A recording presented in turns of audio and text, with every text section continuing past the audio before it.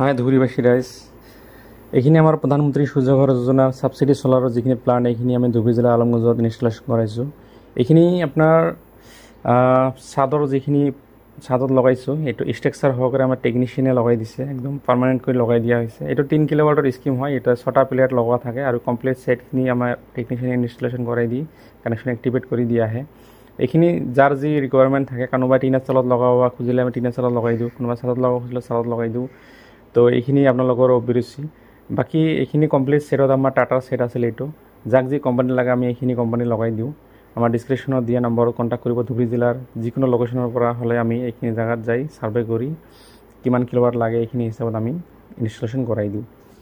এইটো স্কিম গভৰ্ণমেণ্টৰ স্কিমৰ পৰা 4টা ডকুমেণ্টৰ প্ৰয়োজন।